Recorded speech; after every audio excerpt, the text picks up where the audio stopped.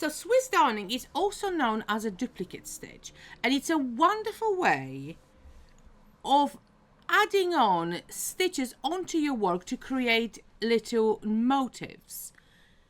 So in this knit along, you will use Swiss darning on the bow pattern and the bobble pattern.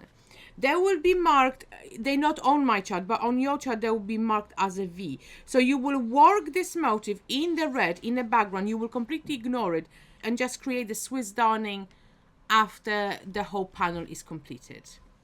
So I'm going to show you on this one how to do it.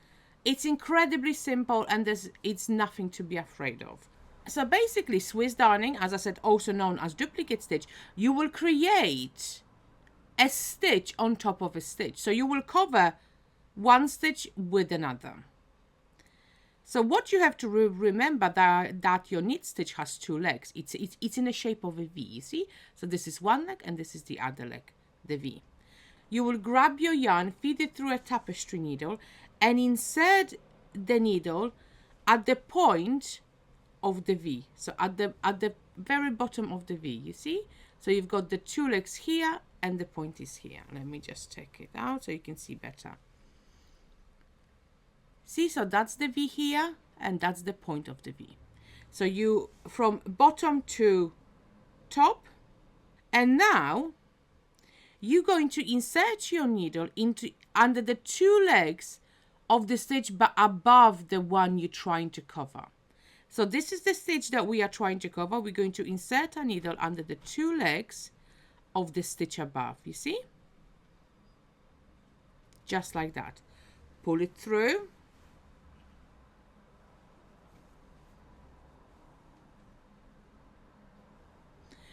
Make sure it's not too tight, but you see, it already covered one half of our stitch. So one leg of our stitch is covered.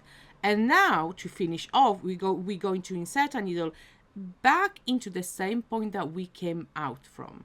So from top to bottom. So in, or so shall I say from front to back. In and pull it through. And by doing this, the second leg of the stitch gets covered. See? So on the chart, as I said before, each square is one stitch. So this will represent one stitch. So we have, let's say, for example, we've done this stitch, so now we have to do the one next to it.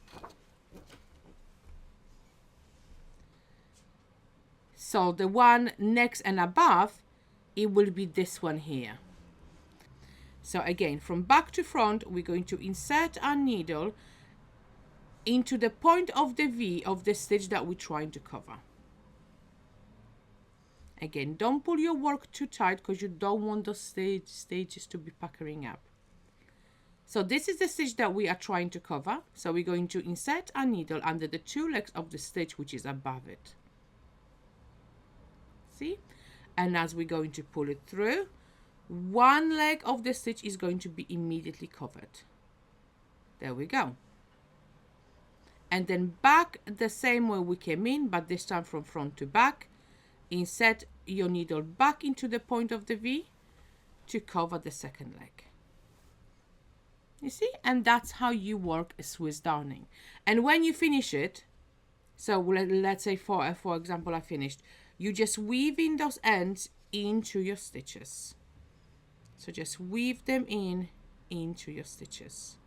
So I will do 3 at the back.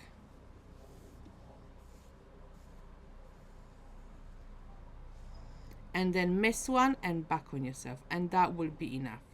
You don't need to overthink of weaving in the ends at all, and that will be enough. Obviously you don't want them to unravel, so do make sure that they are secure. But that is it.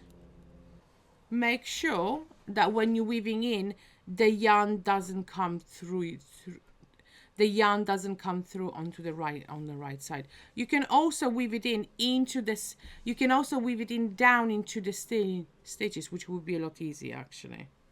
But that's it for Swiss darning.